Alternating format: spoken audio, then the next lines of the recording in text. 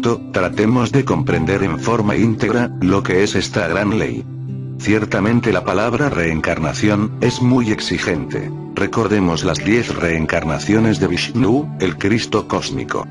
Krishna, el gran avatar hindú, nacido unos 1000 años antes de Cristo, jamás dijo, que todos los animales intelectuales que pueblan la faz de la tierra, se reencarnarían. Él afirmó en forma enfática, que solo los budas, los grandes dioses, los devas, los reyes divinos, etcétera, etcétera, se reencarnan. Entrando nosotros en forma más detallada al estudio de la ley de la reencarnación, podemos decir con entera claridad, que no es posible la reencarnación, de aquellos que no poseen una individualidad sagrada.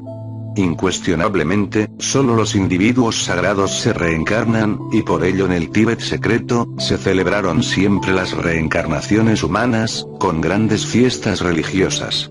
En nombre de la verdad, quiero afirmar claramente y sin ambajes, la cruda realidad, de que únicamente se hace posible la reencarnación, o reincorporación de las almas, cuando se posee el embrión áureo, la flor áurea.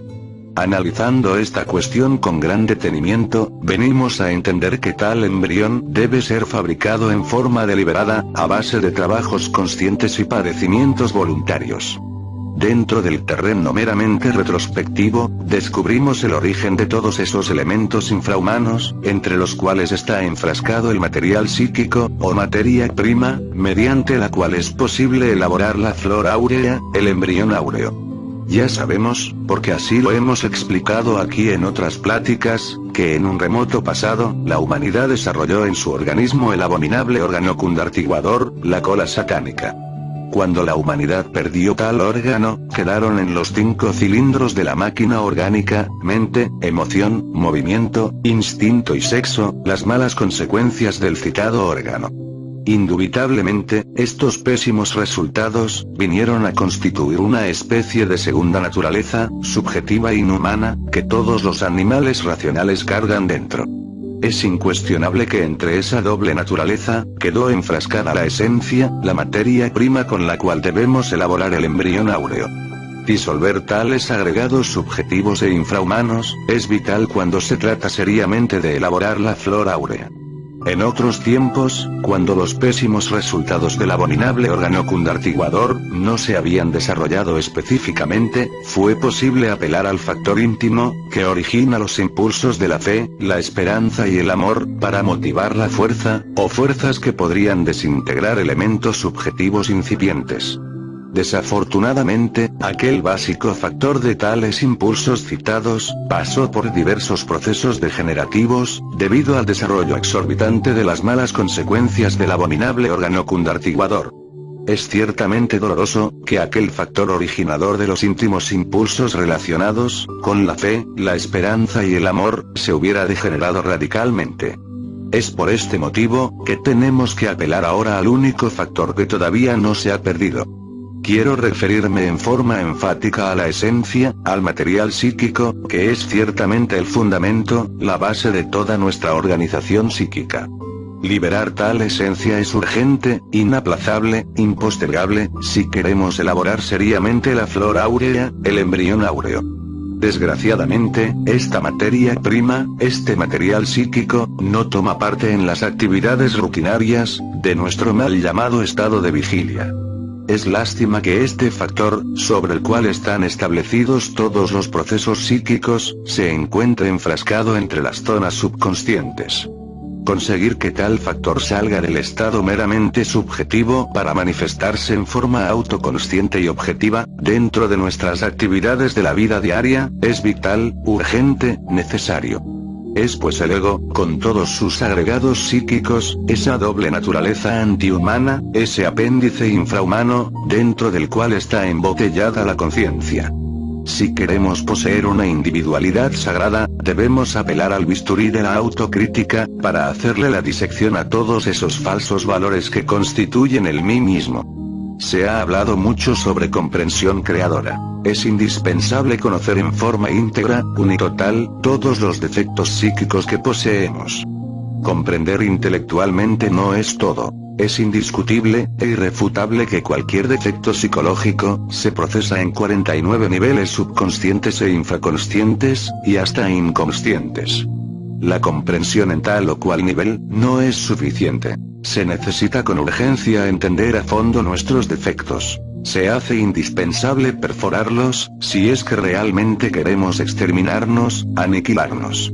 Sin embargo, la comprensión creadora, a pesar de ser urgente e inaplazable, no es todo. Nosotros los gnósticos, vamos mucho más lejos. Queremos capturar, aprehender el hondo significado, de aquello que hemos comprendido íntegramente. No es posible originar aquellos impulsos íntimos que han de provocar cambios radicales en nuestra psiquis, cuando no hemos logrado capturar el hondo significado de tal o cual defecto psicológico. Obviamente, nosotros venimos a quedar debidamente preparados para tal o cual cambio íntimo, cuando hemos comprendido este o aquel error de nuestra psiquis. Después viene la eliminación, y entonces apelamos a fuerzas de tipo superior. Alguien podría, por ejemplo, haber comprendido el defecto de la ira, y hasta podría haberse dado el lujo de capturar su hondo significado, y sin embargo, continuar con ella. Eliminar es diferente, porque la mente puede provocar diversos modos de la acción, puede rotular los defectos, pasarlos de un departamento a otro del entendimiento, pero no puede alterarlos fundamentalmente. Necesitamos apelar a un poder superior a la mente, si es que queremos extirpar defectos. Afortunadamente tal poder existe. Quiero referirme ahora al fuego serpentino, a ese fuego sagrado, que se desarrolla normalmente en el cuerpo de las Zeta. Si dicho poder ígneo pudo en el pasado dividir a los hermafroditas divinos en sexos opuestos, es ostensible que también puede extirpar de nuestra psiquis los elementos inhumanos, que como apéndices, constituyen en nosotros una doble naturaleza izquierda, siniestra, terriblemente perversa. Ya dijimos en nuestra obra titulada, El misterio del áureo florecer, que con los primeros porcentajes de esencia liberada, se formaba la perla seminal. Ya afirmamos en tal obra, que a medida que los distintos elementos subjetivos del hombre mismo, se reducen a polvareda cósmica, la perla seminal se desarrollaba convirtiéndose en el embrión áureo, en la flor áurea. He ahí el misterio del áureo florecer. El modus operandi lo he explicado demasiado, tanto en estas pláticas como en mis pasados libros. Entonces dije que debemos aprender a dirigir ese fuego serpentino, o rayo del Kundalini, contra tales o cuales agregados inhumanos, a fin de pulverizarlos con el propósito de libertar la esencia. Expliqué que precisamente en la fragua encendida de Vulcano, teníamos la oportunidad de trabajar con la lanza de Aquiles. Solo con el asta santa, emblema maravilloso de la electricidad sexual trascendente, podemos desintegrar defectos de tipo psicológico. Quien posea el embrión áureo, quien lo haya elaborado mediante trabajos deliberados y mortificaciones conscientes, tiene derecho a reencarnarse. Es evidente que la flor áurea nos confiere la individualidad sagrada. Es indudable que el embrión áureo viene a establecer en nosotros un completo equilibrio entre lo espiritual y lo material. Aquellos que todavía no poseen tal embrión, retornan, regresan, se reincorporan en nuevos organismos, pero no se reencarnan. Distíngase pues, entre reencarnación y retorno. Raros son los que se reencarnan, millones los que retornan. Pregunta. Maestro, ¿podría decirnos cuándo se desarrolló en la humanidad el órgano cundartiguador y con qué propósito? Respuesta. Con el mayor placer voy a dar respuesta a la pregunta que nuestra hermana secretaria ha formulado. Durante la época del continente Mu Lemuria, situado como ya dijimos en pasadas pláticas, en el Océano Pacífico, fue necesario el desarrollo de tal órgano, con el propósito de dar estabilidad a la corteza geológica de la Tierra. Como quiera que la máquina humana, transforma automáticamente las energías cósmicas, para retransmitirlas a las capas anteriores del organismo planetario en que vivimos, cualquier cambio que se opera en tales máquinas, origina determinados resultados en el interior de nuestro planeta Tierra.